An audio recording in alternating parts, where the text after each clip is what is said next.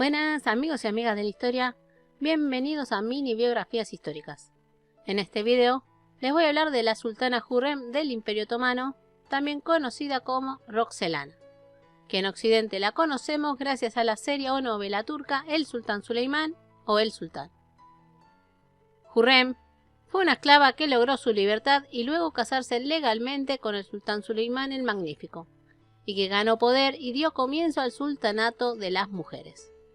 Este video es a pedido de Sasha Kido, Fabricio Barailo, Fiorella Agüero, Emilio Olmos y de Alessandro Vélez.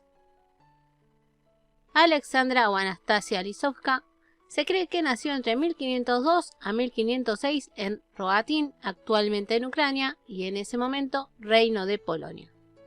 Posiblemente su padre era un párroco de la Iglesia Ortodoxa.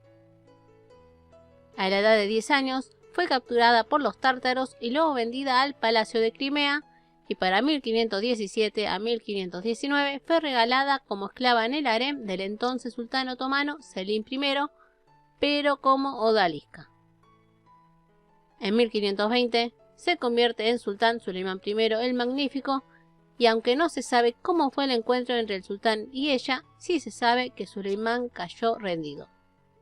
Alexandra se convirtió al Islam y Suleimán la llamó Hürrem, que en persa significa la que trae alegría, mientras que en Europa sería más conocida como Roxelana, tal vez debido a su origen ruteno o su cabellera rojiza. Con Hürrem se rompe con la tradición de que una concubina solo podía tener un hijo, ya que Hürrem llega a tener 6, Mehmed en 1521, Mirima o Mariam en 1522, Abdullah en 1523, pero muere al año siguiente, Selim en 1524, Bayaceto en 1525 y Singahir en 1531. Ni bien Hürrem encantó a Suleimán, entrarían los problemas con las otras concubinas del sultán, sobre todo con Maidebran, que tenía al hijo mayor del sultán, el príncipe Mustafa.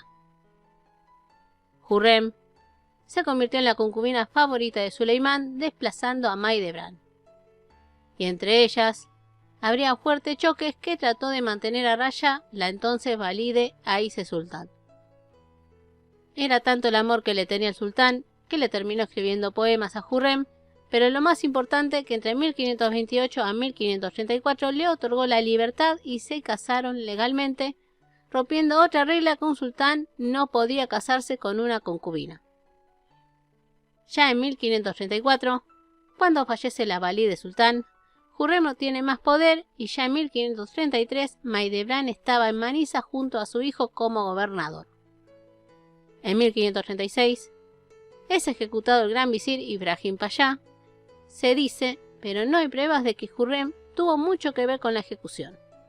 Entendamos que sí se sabe que Ibrahim apoyaba a Maidebran y al príncipe Mustafa, y en ese momento la costumbre era que al ascender un nuevo sultán se mandaba a estrangular a sus hermanos, por lo que cada madre lucharía por sus hijos. Pero como digo, no hay prueba de que Hürrem estuviera involucrada.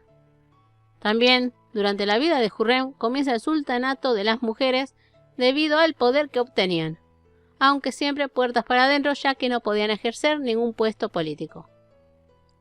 Sí se sabe que de vez en cuando aconsejaba a Suleimán, hablaba con los visires y envió cartas al rey de Polonia, Segismundo II Augusto.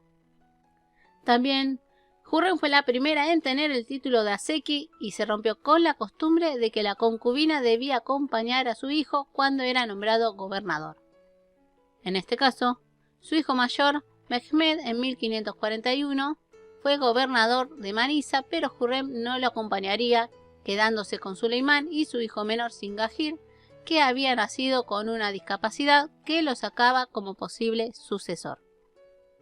En 1543 muere su hijo Mehmed, aunque no se sabe a ciencia cierta si de viruela o de sífilis, porque también se dice que fue envenenado por orden de Maidebran, ya que Mehmed se sabía que era el favorito de Suleimán.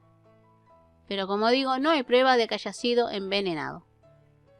La cuestión es que tanto Maidebran como Hürrem obviamente tenían que luchar por sus hijos, aunque vuelvo a repetir que no hay pruebas de lo que pasó con Mehmed. Otra muestra de su poder y convencimiento hacia Suleimán es que logró en 1544 que nombrara a su yerno Rustem Pashá como gran visir. Y se dice que junto a este se confabularon para sacarse al príncipe Mustafa del medio, pero como otra vez no hay pruebas. Para 1553, a Suleimán le llegan noticias de que su hijo Mustafa quería derrocarlo. Lo que se cuenta, porque como digo que no hay pruebas, es que esas noticias también fueron alimentadas por Hürrem junto a su yerno, e incluso se dice que junto con Mírima. Es así que Suleimán decide ejecutar a Mustafa estando en la tienda de su campaña militar. Con esto, Mahidevran pierde su estatus e incluso el dinero que le pasaba a Suleimán yéndose a Bursa. Pero los genízaros, que apreciaban a Mustafa, no se quedarían quietos y para calmarlos, Suleimán destituye a Rustem Pashá como gran visir. Ya con esto, el sucesor de Suleimán iba a ser Bayaceto o Selim, ya que Singahir estaba excluido. Lamentablemente, poco tiempo después de la muerte de Mustafa, también fallece Singahir. Otra muerte que se le atribuye a Hürrem, de nuevo sin pruebas, es la del gran visir Kara Ahmed Pashá, quien fue el que reemplazó a Rustem Pashá en 1553. Kara Ahmed Pashá termina siendo ejecutado por orden de Suleimán en 1555, volviendo a ser gran visir Rustem Pashá.